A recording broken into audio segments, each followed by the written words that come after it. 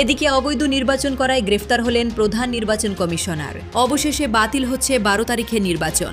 আগামী 3 মাসের মধ্যে নতুন নির্বাচনের ঘোষণা। পতনের মুখে বিএনপি সরকার, কপাল খুলে গেল শেখ হাসিনার। এই অস্থিতিশীল পরিস্থিতির পরে এই নির্বাচন বাতিল হওয়ার সম্ভাবনা রয়েছে, এবং নির্বাচন যদি বাতিল হয় তাহলে বাংলাদেশের ইতিহাসে আমরা দেখেছি এরকম 3 মাসের মধ্যে নির্বাচন বাতিল হয়েছে, পুনরায় আবারও সংসদ নির্বাচন হয়েছে। বিএনপি এবং তারেক রহমান তাদের পতন অনিবার্য। এবারের পতনের পর বিএনপি আর কোনোদিন শির দ্বারা উঁচিয়ে দাঁড়াতে পারবে না। বিএনপি মাইনকার চিপায় পড়লে পুলিশ তাদের বাঁচাতে আসবে না, পুলিশ কোনো ফাংশন করবে না। পুলিশ একটা মহেন্দ্রক্ষণের অপেক্ষায় আছে, যে কোনো সময় পুলিশ বিদ্রোহ করলে তাতে আইন শৃঙ্খলা যতটুক টিকে আছে সেইটুকার অবশিষ্ট থাকবে না। এবার কি প্রধান নির্বাচন কমিশনের এই সংবিধান ভঙ্গের অপরাধে রাষ্ট্রদ্রোহের মামলায় তিনি ফেসে যাচ্ছেন? তার কি ফাঁসি হবে? বর্তমান নির্বাচন কমিশনার সংবিধান এবং আইন লঙ্ঘন করে যে সংস্কার পরিষদের নির্বাচনে যে হ্যাঁ না ভোটের যে নির্বাচনের আয়োজন করেছে, সেই অপরাধে রাষ্ট্রদ্রোহী অভিযোগ এখন তো তার বিরুদ্ধে আনতেই পারে রাষ্ট্র। জাতিসংঘের সেই গোপন চিঠি ফাঁস করে দিল ইউনূস সরকারের অন্ধকার আমলনামা ও তারেক রহমান সরকারের সামনে এক নতুন চ্যালেঞ্জ। এই 2026 সালে যে নির্বাচন হয়েছে সেটা কিন্তু জাতিসংঘ মতে আন্তর্জাতিকভাবে গ্রহণযোগ্য নয়।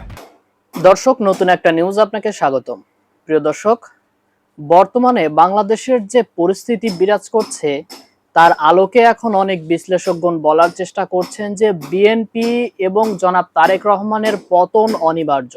দর্শক, এছাড়াও ত্রয়োদশ জাতীয় সংসদ নির্বাচনটি বাতিল হতে চলেছে এবং সেই নির্বাচনটি বাতিল হওয়ার পর আগামী 3 মাসের মধ্যে আরো একটা নতুন নির্বাচন হতে চলেছে। দর্শক, এমনটাই দাবি করছেন বিভিন্ন বিশ্লেষক। প্রিয় দর্শক, হঠাৎ করে বিশ্লেষকগণ কিভাবে এই কথাটি বলছে তা আজকের এই নিউজটি সম্পূর্ণ দেখলেই জানতে পারবেন। দর্শক মণ্ডলী, আপনি কি চান? আপনিও কি তাই চান যেটা বিশ্লেষকরা বলছেন, অর্থাৎ আগামী 3 মাসের মধ্যে আরো একটা নতুন নির্বাচন হোক যেটাতে সকল দল অংশগ্রহণ করতে পারবে? দর্শক, আপনার মতামতটি অবশ্যই কমেন্ট করে জানিয়ে দিন। প্রিয় দর্শক, এছাড়াও ভিডিওর শুরুতেই যে গুরুত্বপূর্ণ ভিডিওর অংশগুলো দেখেছেন তার বিস্তারিত আলোচনা একটু পরেই দেখতে চলেছেন। তো দর্শক, আর দেরি না করে চলুন দেখে আসবো আজকে সেই কাঙ্ক্ষিত ভিডিওগুলো। তবে তার আগে বলবো, যারা প্রতিনিয়ত আপডেট খবর দেখতে চান তাহলে অবশ্যই আমাদের চ্যানেলটি সাবস্ক্রাইব করে পাশে থাকা বেল আইকনটি ক্লিক করে দিন। আর যারা ইতিমধ্যেই চ্যানেলটি সাবস্ক্রাইব করে রেখেছেন তাদেরকে অসংখ্য ধন্যবাদ। তো চলুন দর্শক, ভিডিওটিতে একটি লাইক দিয়ে আমরা ধারাবাহিকভাবে সবগুলো ভিডিওর আলোচনা দেখে আসি। বিএনপি এবং তারেক রহমান তাদের পতন অনিবার্য। এবারের পতনের পর বিএনপি আর কোনোদিন শির দ্বারা উঁচিয়ে দাঁড়াতে পারবে না। দলটি ভেঙে যাবে তাসের ঘরের মতো, একাধিক খণ্ডে বিভক্ত হয়ে যাবে। আগ্নেয়গিরির মুখে দাঁড়িয়ে বর্তমানে বিএনপি। 1/11-তে আপনাদের নিশ্চয় মনে আছে তারেক রহমানের মাজা ভেঙে দিয়েছিল সেনাবাহিনী, কিন্তু এবারের পতনের পর সেই ভাঙা মাজায় প্রথম হাতুড়ি পেটা করবে বাংলাদেশ পুলিশ। 2টা ভিডিও আপনারা দেখেন, এরপর বাকি কথা আমি বলতেছি। 8 বছর আগে মিজেলসের ভ্যাকসিন দেওয়া হয়েছে, এরপরে ভ্যাকসিন কোনো গভর্নমেন্ট দেয় নাই। সেটা হচ্ছে যে জ্বালানির জন্য, প্রথম কথা জ্বালানির কোনো সংকট বর্তমানে বাংলাদেশে নেই। আচ্ছা, দ্বিতীয় কথা হচ্ছে এই জ্বালানি বর্তমান সরকারের গান্ডু স্বাস্থ্যমন্ত্রী বলতেছে গত 8 বছর হামের টিকা দেওয়া হয়নি। আপনারা নিশ্চয়ই এই সংবাদগুলো দেখেছেন। বাংলাদেশের বিভিন্ন হাসপাতালে হামে আক্রান্ত হয়ে প্রায় 100-এর মতো শিশু মৃত্যুবরণ করেছে। এর পরবর্তীতে যখন সাংবাদিকরা তাকে প্রশ্ন করেছে, সে বলেছে গত 8 বছর হামের টিকা দেওয়া হয়নি, কিন্তু এটা সম্পূর্ণরূপে একটা মিথ্যাচার। 2024 সালেও শেখ হাসিনা ভ্যাকসিন হিরো উপাধিতে ভূষিত হয়েছিলেন। এটা আমার কথা না, গণমাধ্যমের সংবাদ, আপনারা নিশ্চয়ই স্ক্রিনে দেখতে পাচ্ছেন। নেক্সট যে ভিডিওটা দেখলেন, শ্যামা ওবায়েদ বিএনপির পররাষ্ট্র প্রতিমন্ত্রী, সে বলতেছে বাংলাদেশে কোনো জ্বালানি সংকট নাই। এটার উত্তর আপনারা দিয়ে দেবেন, আমি আর বেশি কিছু বলছি না। পাশাপাশি স্বাস্থ্যমন্ত্রী আরো বলেছে স্বাস্থ্য খাতের তহবিল শূন্য, তাদের হাতে হাসপাতালের জন্য গজ ব্যান্ডেজ কেনার টাকা পর্যন্ত নাই। গত 18 মাস দেশ চালিয়েছে ইউনুসের স্বাস্থ্য উপদেষ্টা এই অচল জাহানারা কিংবা ইউনুস এই কথা কিন্তু বলে যায়নি যে গজ ব্যান্ডেজের টাকা আমাদের কাছে নাই। তার মানে শেখ হাসিনার স্বাস্থ্য খাতে খরচ করার জন্য প্রয়োজনীয় অর্থ রেখে গিয়েছিলেন, সেই টাকা গত 18 মাস ধরে চুরি করেছে ইউনুস এবং তার লুটেরা বাহিনী। লুটে পুটে চেটে পুটে একদম শূন্য জায়গা রেখে গেছে বিএনপি সরকারের জন্য। বিএনপি এবং তারেক রহমান ঠিক এই সব কারণে ব্যর্থ হবে। একটা বিধ্বস্ত দেশ লুটপাটে সর্বশান্ত করে ফেলেছে, অর্থনৈতিক অবস্থা জঘন্য। এই দেশ ঠিক করতে না পারলে তারেক জিয়ার সমস্ত নিউ বিল্ড ইমেজ একদম ধসে পড়বে। তার অত্যাধুনিক পিআর টিম কতদিন ফেক ইমেজ ক্রিয়েট করে তাকে বাঁচিয়ে রাখতে পারবে সেটা সময় বলবে। মানুষের পেটে ভাত না গেলে, হাসপাতালে গিয়ে ওষুধ না পেলে, খাবার না পেলে, জ্বালানি তেল না পেলে পাগল হয়ে যাবে। তখন পশ্চাৎ দেশ বরাবর লাথি মেরে মেরে ক্ষমতা থেকে নামিয়ে দেবে বাংলাদেশের সাধারণ মানুষ। তারেক রহমান এবার হারে হারে টের পাবে স্বাধীনতা পরবর্তী সময়ে 72 থেকে 75 বঙ্গবন্ধু শেখ মুজিবুর রহমান ঠিক কতটা সংকটে পড়েছিলেন, ঠিক কতগুলা প্রতিবন্ধকতার সামনে তিনি রাষ্ট্র পরিচালনা করেছেন, যেই কারণে তাকে বলা হয় ফেসিস্ট, তাকে বলা হয় তার জন্য দুর্ভিক্ষ হয়েছিল। এখন 2026 সালে অর্থাৎ একবিংশ শতাব্দীতে এসে তারেক রহমান হারে হারে টের পাবে রাষ্ট্র পরিচালনা, ফুকলা রাষ্ট্র পরিচালনা করা ঠিক কতখানি কষ্টের। লাখ লাখ মানুষ বেকার হয়ে গেছে, বানিয়ে গেছে ইউনুস, এদেরকে চাকরি দিতে হবে তারেককে। হাজার হাজার কলকারখানা বন্ধ হয়ে গেছে, সেগুলো চালু করতে হবে। বিদ্যুৎ, জ্বালানি সব খাতে মধ্যস্বত্বভোগীরা মাথা চারা দিয়ে উঠেছে।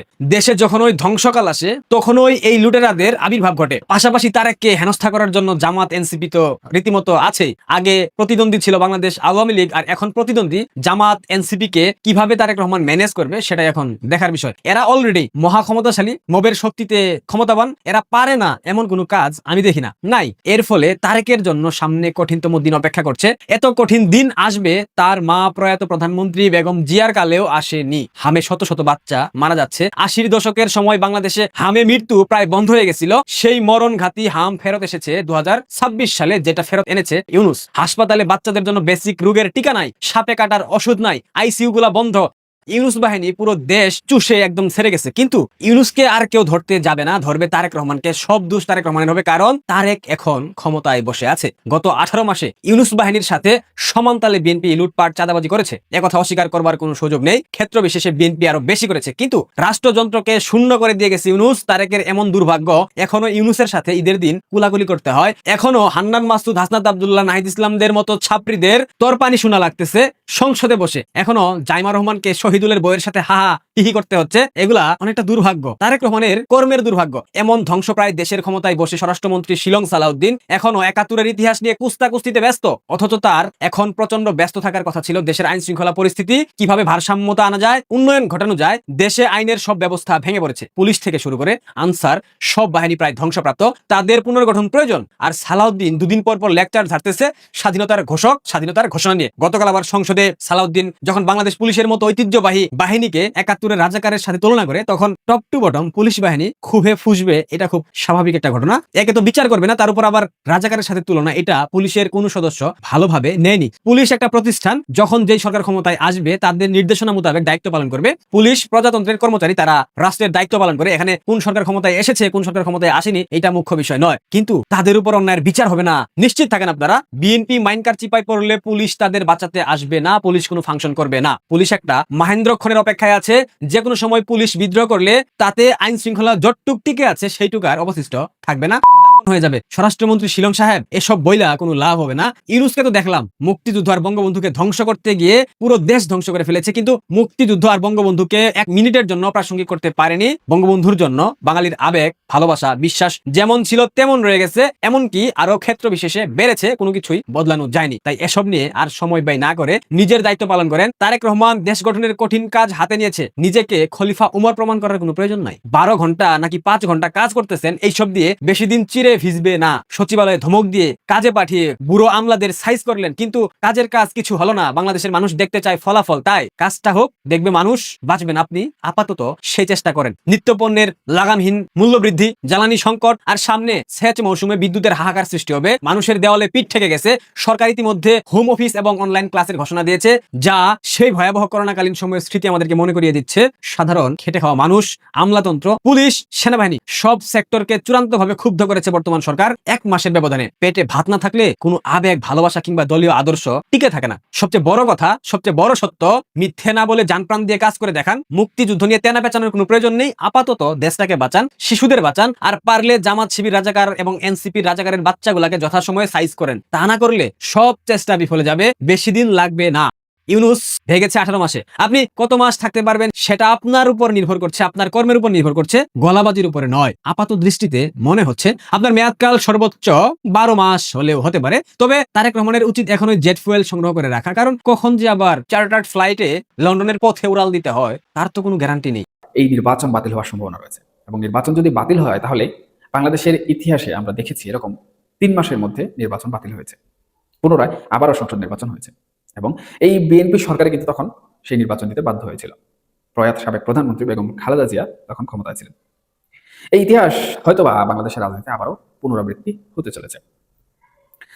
তাহলে এই ইতিহাস যদি পুনরাবৃত্তি হয়, সেখানে কি বাংলাদেশের যে গণতান্ত্রিক অন্তর্ভুক্তি, সকল দলের অংশগ্রহণ সেটাকে নিশ্চিত হবে রেখেছে।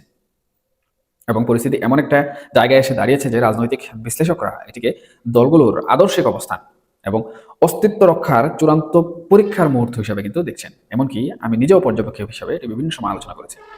সবচেয়ে আশঙ্কার জায়গা হলো বর্তমান সরকার হয়তো একটা সূক্ষ্ম প্রয়াস চালাচ্ছে জুলাই সনদকে কিছুটা হলেও এড়িয়ে যাওয়ার বা নিজেদের মতো করে রূপ দেওয়ার। তারা হয়তো ভাবছেন সংখ্যাগরিষ্ঠতার জোরে বা সংবিধানের দোহাই দিয়ে পরিস্থিতি সামলে নেবেন। কিন্তু ইতিহাস সাক্ষী সংখ্যাগরিষ্ঠতার গায়ের জোর দিয়ে হয়তো সাময়িকভাবে সিদ্ধান্ত চাপিয়ে দেওয়া যায়, কিন্তু দীর্ঘমেয়াদী স্থিতিশীলতা কখনোই তৈরি করা যায় না। যদি সত্যি সত্যি জনরায়কে অবমূল্যায়ন করা হয় তবে তার ফল খুব একটা শুভকর হবে বলেও মনে হয় না।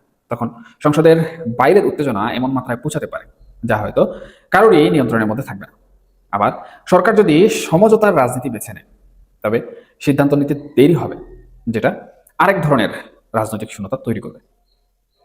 দেখুন, এই যে গণভোট বাতিল হয়ে গেল এবং এই যে বিরোধী দল যারা রয়েছে জামাত এবং এনসিপি, তারা যেভাবে বলছে যে জনরায়কে অবমূল্যায়ন করা হয়েছে, এখন তাদের প্রস্তুতি অনুযায়ী তারা কি প্রকৃতপক্ষে মাঠে নামবে?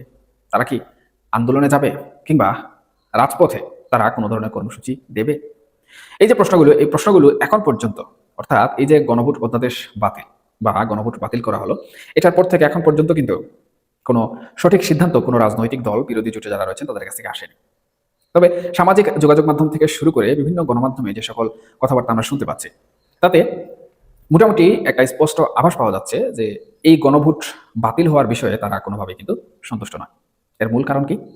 এর মূল কারণ হচ্ছে এই গণভোটই হচ্ছে সংস্কার বা এই যে বিপ্লবী কিংবা গণ অভ্যুত্থানের সারথীদের যে শর্তসমূহ কিংবা তাদের যে কন্ডিশন, তাদের যে চাওয়া পাওয়া, তাদের যে দাবি দাবা, এই গণভোটের মধ্যে কিন্তু নিহিত রয়েছে। এখন সোজাসুজি যদি এই গণভোটটাই সরকার যেভাবে বাতিল করেছে সেভাবে বাতিল করে একদম সংসদের কোনো এক কোণায় ছুঁড়ে ফেলে দেয়, তাহলে এই যে গণ অভ্যুত্থান কিংবা যারা জুলাই এবং আগস্টে আওয়ামী লীগের পতন ঘটিয়েছে তাদের সকল দাবি দাবাও কিন্তু সংসদের একটি কোণায় নিক্ষিপ্ত হয়ে যাবে।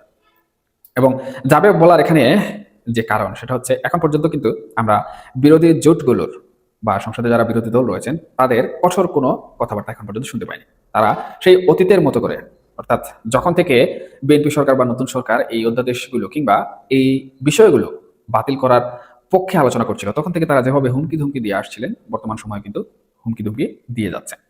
তবে কিছুদিন পর, অর্থাৎ এই যে বিষয়টি বাতিল হলো, এটা যদি সুস্পষ্ট আলোচনার মাধ্যমে সমাধান না হয় এবং সেই সমাধান হতে যতদিন সময় লাগবে ততদিন পর্যন্ত আমাদের হয়তোবা অপেক্ষা করতে হতে পারে দেখতে যে পরবর্তীতে আসলে কি ঘটতে চলেছে। বিরোধী দলীয় জোট যারা রয়েছে তারা কি তাদের হুমকি ধমকিতে সীমাবদ্ধ থাকবে, নাকি তারা বিএনপি সরকারের যে সিদ্ধান্ত সেই সিদ্ধান্ত মেনে নেবে? এখন বিএনপি এখানে কৌশলগতভাবে হয়তোবা তাদের অন্যান্য যে সকল দাবি দাবাগুলো রয়েছে সেই সকল দাবি দাবাগুলো মেনে নিতে পারে, যাতে করে বিরোধী দলীয় জোটের ক্ষোভটা হালকা হয় এবং সরকারও স্বাভাবিক গতিতে তার কার্যক্রম পরিচালনা করতে পারে। কিন্তু সবথেকে মূল যে বিষয় গণভোট, সেই গণভোট যেভাবে বাতিল হয়ে গেল, এখন বাকি বিষয়গুলো যদি বিএনপি সরকার কোনোভাবে পাত্তা না দেয় বা প্রশ্রয় না দেয়, তাহলে বাংলাদেশ কিন্তু একটি রাজনৈতিক সংকটের দিকে এগিয়ে যাচ্ছে। এবং সেই রাজনৈতিক সংকটের ফলাফল হিসাবে অনেকেই কিন্তু এখন বলা বলি করছেন, অর্থাৎ যে নির্বাচনের মাধ্যমে সরকার ক্ষমতায় এসেছে সেখানে কিন্তু দুটো নির্বাচন হয়েছে একই দিনে একই সাথে। একটি হচ্ছে গণভোট হয়েছে, একটি জাতীয় সংসদ নির্বাচন হয়েছে। এখন এই যে সংবিধানের দোহাই দিয়ে গণভোট বাতিল করা হলো বা গণভোটকে বিদায় দিয়ে দেওয়া হলো, লোকজন কিংবা সামাজিক ব্যক্তিবর্গ নির্বাচন নিয়ে কিন্তু প্রশ্ন তোলা শুরু করেছেন। তাহলে জাতীয় সংসদ নির্বাচনও বাতিল হওয়া উচিত, কারণ অন্তর্বর্তীকালীন সরকার, বিপ্লব পরবর্তী গঠন, শপথ গ্রহণ কোনো কিছুই সংবিধানে নেই। এবং এই যে আওয়ামী লীগের পতন সংবিধান অনুযায়ী এটাও কিন্তু এক ধরনের গুরুতর অপরাধ।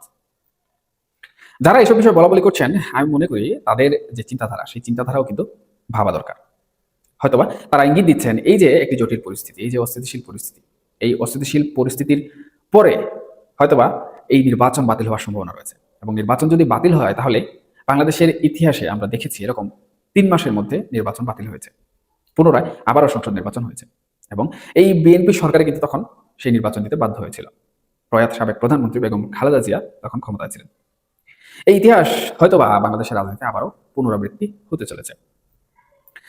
তাহলে এই ইতিহাস যদি পুনরাবৃত্তি হয়, সেখানে কি বাংলাদেশের যে গণতান্ত্রিক অন্তর্ভুক্তি, সকল দলের অংশগ্রহণ সেটা কি নিশ্চিত হবে? দেখুন, এটা আসলে সরাসরি কেউ নিশ্চিত করতে পারবে না, এটা যার যার অবস্থান তারা নিশ্চিত করতে পারবে।